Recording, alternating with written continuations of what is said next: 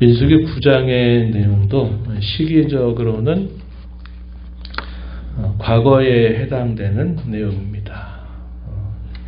백성들의 수를 계수하게 된 때보다 그 이전에 있었던 일을 다시 소개하게 되는 겁니다. 그래서 우리가 어제 읽었던 그 말씀의 내용을 보게 되면은 성막을 세우고 난 다음에 등잔을 어떻게 관리해야 되느냐 하는 것과 레위인들을 구별해서 그들이 성막의 봉사의 직임을 맡기는 일도 이미 있었던 일에 대한 기록이 되고, 그리고 난 다음에 출애굽을 한 지 만 1년이 된 첫째 달 정월에 그들이 유월절 절기를 지키라고 하는 명령을 그들이 듣게 됩니다. 하나님께서 만 1년, 그들이 유월절 그때를 원년으로 삼는다 그랬죠. 그래서 그때를 정월로 잡아서 그달 14일에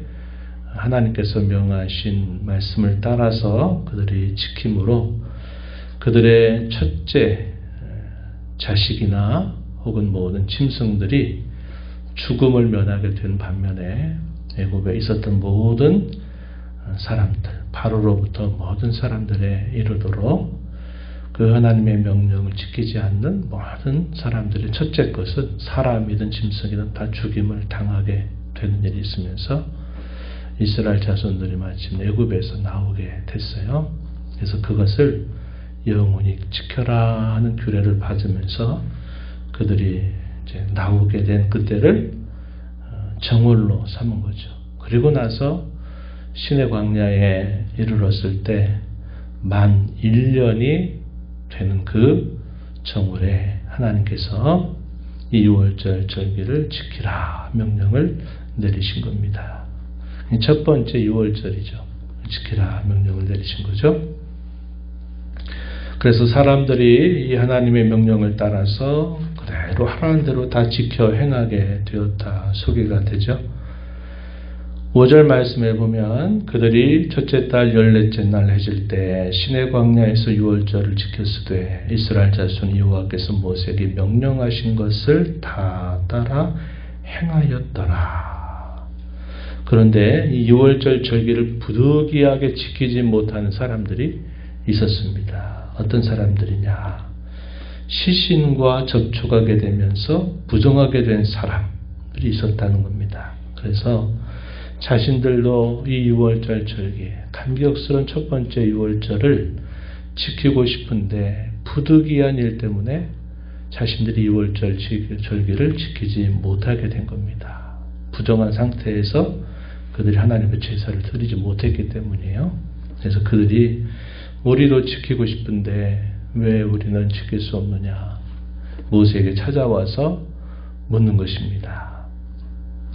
7절 내용에 보니까 우리가 사람의 시체로 말미암아 부정하게 되었거니와 우리를 금지하여 이스라엘 자손과 함께 정한 기일에 여호와께 헌물을 드리지 못하게 하시면 어찌 하매니까.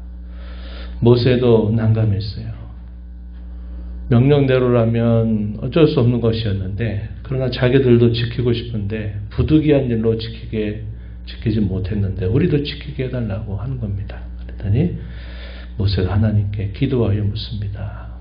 기다려봐라. 내가 하나님께 기도하겠다. 이렇게 이야기를 하고 하나님께서 모세에게 응답하시게 된 말씀이 10절에 보니까 이스라엘 자손에게 말하여 이르라.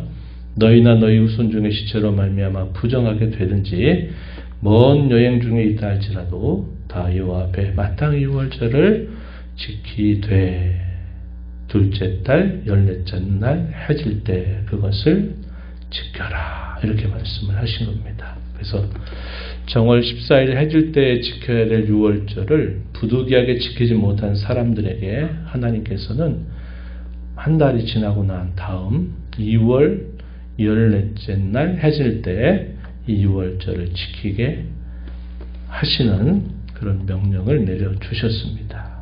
그래서 유월절의 모든 율례를 따라 지켜라. 이 말을 들었던 그 사람들이 대단히 기뻤을 겁니다. 우리도 이 유월절에 참여할 수 있게 되었다 하는 것에 대한 기쁨을 가지고 그 유월절을 지키게 되죠.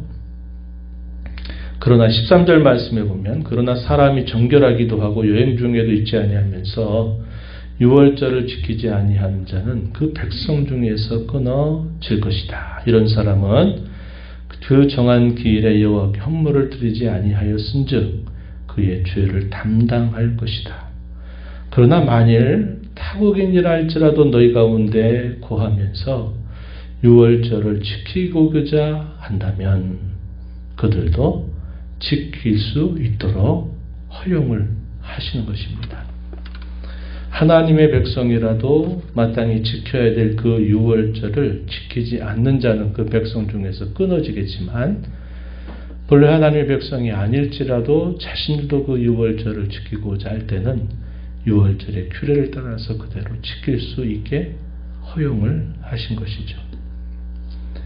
그래서 이러한 율례가 정해지게 되고 이런 말씀을 전하게 되면서 결국 그들도 유월절에 참여하게 된 겁니다. 구약시대 지켰던 유월절은 신약으로 오게 되면 성찬입니다. 그리스도의 몸과 피에 참여하는 일이에요. 모든 구원받은 신자들이 이런 성찬을 지키게 하시는 것이 바로 이 구약의 유월절이 신약에 오게 되면 이 성찬에 해당되는 것입니다. 그래서 이러한 규례를 신약에 있는 교회 그리고 모든 성도들도 이런 성찬에 함께 참여하는 것입니다. 그런 참여할 규례에 대해서 우리가 살펴보게 되죠. 그리고 난 다음에 주어지는 말씀 15절부터 마지막 절에 이런 내용은 이제 이스라엘 자손들이 거주하게 되고 행진하게 될 때 어떠한 일들이 그들에게 주어졌는가에 대해서 가르쳐 주는 말씀입니다. 우리가 너무 잘 아는 유명한 이야기죠.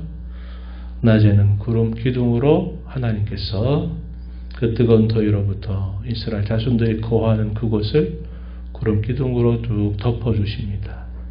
밤에는 불 기둥으로 또 그들을 또 돌봐주시고 보호하시는 일을 하시죠. 구름 기둥이 성막 위에 떠올라 이동을 하게 될 때 이스라엘 자손들은 일사불란하게 우리가 앞에서 읽었던 말씀처럼 1대, 2대, 또 3대, 후대 이렇게 나눈 대로 그들이 행진을 하게 됩니다. 그리고 그 구름이나 불기둥이 머물게 되면 그곳에 또 성막을 중심으로 사방으로 세 지파씩 진영을 꾸리고 또 레위 자손들이 성막과 이스라엘 자손들이 거하는 진영 그 사이에서 또 동서남북 사방으로 머물게 되는 겁니다.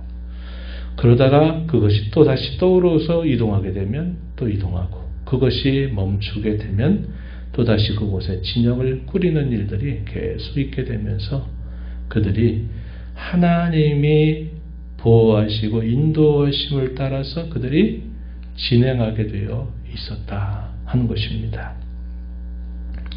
그것을 뭐라고 표현을 했느냐? 18절 말씀에 가서 보시면 이렇게 표현했어요.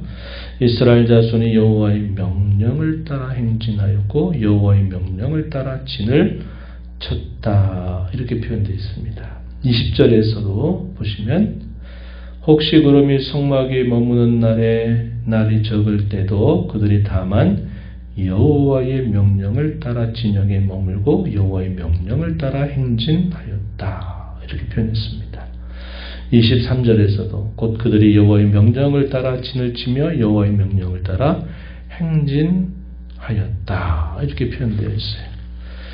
구름기둥이나 불기둥으로 그 백성들을 보호하시면서 이끌어 가는 대로 그들은 이동하는데 그것은 곧 무엇이냐? 여호와의 명령을 따라서 행진하기도 하고 여호와의 명령을 따라서 머물기도 하는 것이다 하는 겁니다. 이 말씀이 결국 신약에 오게 되면 결국 뭐가 남는 겁니까? 하나님의 말씀에 따라 가기도 하고 하나님 말씀에 따라 멈춰서기도 하고 하나님 말씀을 따라 행하는 그 모든 자세들을 이것을 통해서 보여주고 있다 하는 것입니다. 구약시대의 이런 모습들은 마치 실물교육과 같아요. 실물교육. 유월절 절기를 지키는 것은 무엇입니까? 그들이 하나님의 약속에 따라서 구원을 받아서 자유와 해방을 얻게 되었다 하는 사실을 그들이 계속 기억하면서 구원에 대한 기념, 구원에 대한 감사를 그들이 기억하게 하는 절기입니다. 그게 신약이 오게 되면 어떻게 성취가 되죠? 예수님의 대속으로 말미암아 자유와 해방을 얻게 된 것을 보여주는 하나의 실물교육과 같았어요. 구름기둥과 불기둥이 올라서서 또 가기도 하고 멈춰 서는 것이 가르쳐주는 것은 무엇이냐?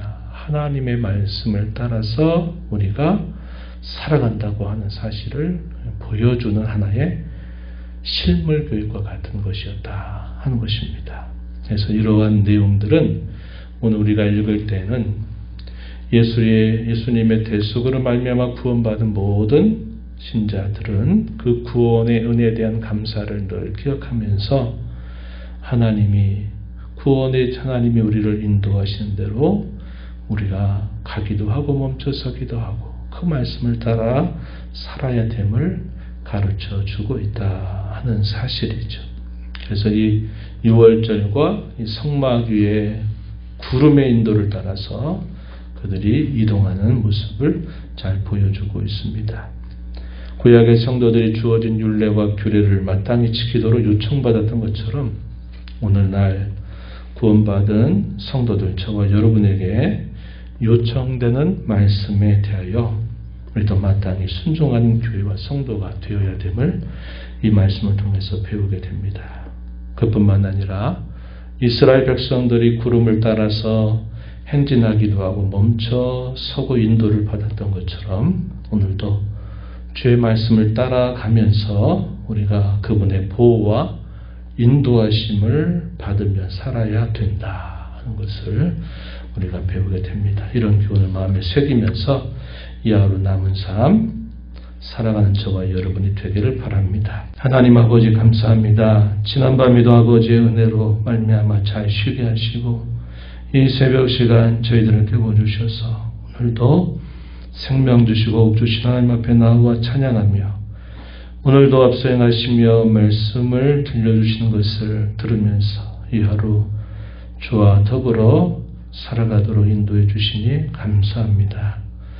이스라엘 자손들을 애굽에서 건져내신 구원의 사건을 그들로 늘 기억하고 또 감사하고 또 그것으로 인하여 하나님을 기뻐하며 살도록 유월절 절기를 지키게 하신 일, 또 그들의 삶을 하나님이 함께 하셔서 보호하시고 인도하심을 보여주시기 위해서 낮에는 구름기둥으로 밤에는 불기둥으로 그들과 함께 하시며 인도하시는 하나님의 손길을 그들로 잘 순종하며 살 것을 말씀해 주셨습니다.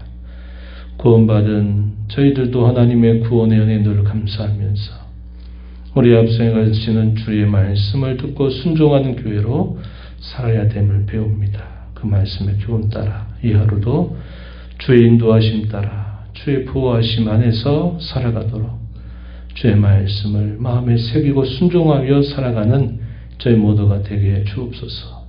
은혜의 보좌 앞에 나와 아버지 은혜를 구하는 모든 심령들의 간구를 기회를 주시고 응답해 주시기를 바라옵고 예수님 이름으로 기도하옵나이다.